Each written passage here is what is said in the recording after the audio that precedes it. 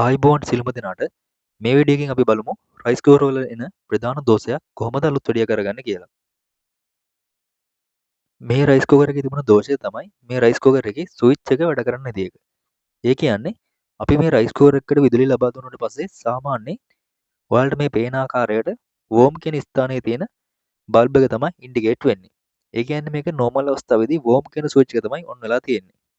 ඉතින් අපි මේකට හාල් දාලා ඉවරලා මේ ස්විච් එක මේ විදිහට පල්ලෙහාට දැම්මට පස්සේ මේක කුක් කියන ස්ථානයට මාරු වෙනවා. එතකොට අපිට මේ පල්ලෙහා තියෙන රතු පාට කුක් කියන ස්ථානයේ තියෙන බල්බ් එක ඉන්ඩිකේට් කරනවා බලා ගන්න පුළුවන්. ඉතින් මේ රයිස් කුකර් එකේ ලෙඩේ තිබුණේ මේ ස්විච් එක මේ විදිහට පල්ලෙහාට දැම්මත් මේක වෝම් කියන කී විතරයි තිබුණේ. ඒ කියන්නේ කුක් එකට වැටෙන්නේ නැතුව තමයි තිබුණේ. අපි දැන් බලමු ඒකට හේතුව මොකද්ද කියලා. මුලින්ම මේ විදිහට මේ රයිස් කුකර් එකේ පියන ගලවා ගන්න ඕන. අපි දැන් බලමු මේ ස්විච් එක මාරු වෙන්නේ නැති එකට හේතුව මොකද්ද කියලා. ඉතින් ඔයාලට මේ රයිස් කුකර් එකේ මෙන්න මෙතන මේ වගේ ස්විච් එකක් බලා ගන්න පුළුවන්. ඉතින් මේ ස්විච් එක සවුත් වුණාම තමයි මම ඉස්සෙල්ලා කියපු දෝෂය ඇති වෙන්නේ. ගොඩක් වෙලාවට මේ ස්විච් එක ඇතුලින් පිච්චෙනවා. එහෙම වුණාම තමයි මේ ස්විච් එක හරියට වැඩ කරන්නේ නැත්තේ. අපි මේ ලීවර් එක එළියෙන් පල්ලෙහාට දානකොට මේ ස්විච් එකට මේකේ සම්බන්ධ කරලා තමයි තියෙන්නේ.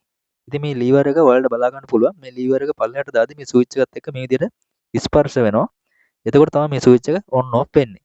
ඉතින් මේ ස්විච් එක ඇතුලෙන් පිච්චුනහම මේ ස්විච් එක නිසියාකාරව වැඩ කරන්නේ නැතුව ටර්මිනල් පොයින්ට් දෙක එකට එකතු වෙලා තියෙනවා.